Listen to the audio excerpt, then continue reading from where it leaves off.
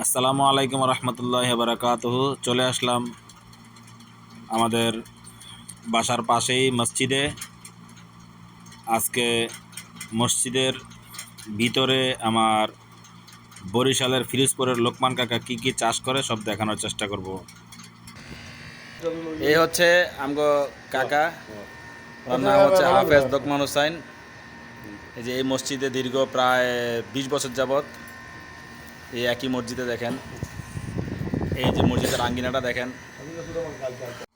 আর এই যে দেখুন ওনার হাতে লাগানো খেজুর গাছ, দেখেন প্রত্যেকটা গাছের মধ্যেই অনেক পরিমাণ খেজুর আসছে। দেখুন খেজুরগুলো বড় বড় হয়ে গেছে। এই দেখেন আরেকটা,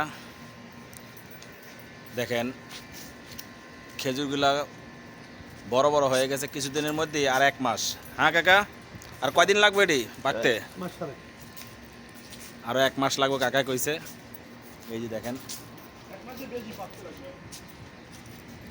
দেখেন আরও কিছু দেখাচ্ছে। দেখেন কাকার হাতের, এই যে দেখেন ডালিম গাছ, দেখেন ডালিমও হয়ে গেছে। এই হচ্ছে ডালিম গাছ, মাশাল্লাহ দেখেন ডালিমে পুরা ভরপুর। এই হচ্ছে সাজনা গাছ, দেখেন ওই যে সাজনাও হয়েছে। আর এই হচ্ছে তেঁতুল গাছ। ইনশাল্লাহ সবগুলো দেখানোর চেষ্টা করব। এই যে দেখেন, দেখছেন এই যে আরও একটা সাজনা গাছ। এই যে এইখানে দেখেন মরিচের বাগান। এই যে দেখেন এখানে মরিচও আছে, হয়ে গেছে মরিচ। আলহামদুলিল্লাহ অনেক কিছু করছে। এই যে দেখেন খুব সুন্দর ডালিম গাছটা আবারও দেখায়। এই দেখেন ডালিম, দেখছেন ডালিম গাছে ডালিম ভরপুর ডালিম হয়েছে। এখানে খেজুর গাছ এই একটা এই যে সাজনা গাছ। এই যে দেখেন ছোট খেজুর গাছের মধ্যেও খেজুর এসে গেছে। এটি সম্পূর্ণ আমার লোকমান কাকার হাতের লাগানো। এই যে দেখেন এটাতে মোটামুটি কালার আইসা পড়ছে। দেখেন এই যে দেখছেন কালার আসা শুরু হয়েছে। এগুলো দেখেন কত ছোট গাছ, গাছের মধ্যে দেখেন কত খেজুর, অনেক খেজুর, অনেক অনেক।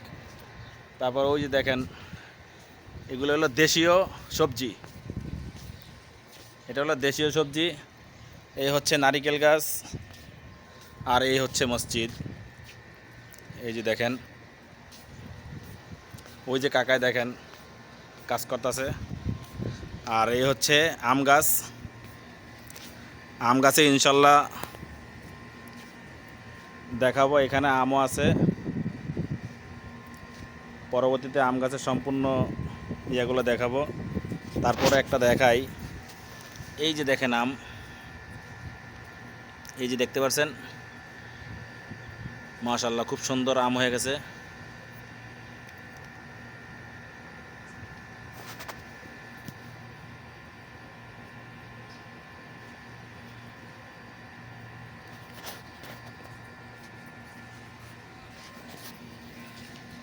এই হচ্ছে আমার কাকা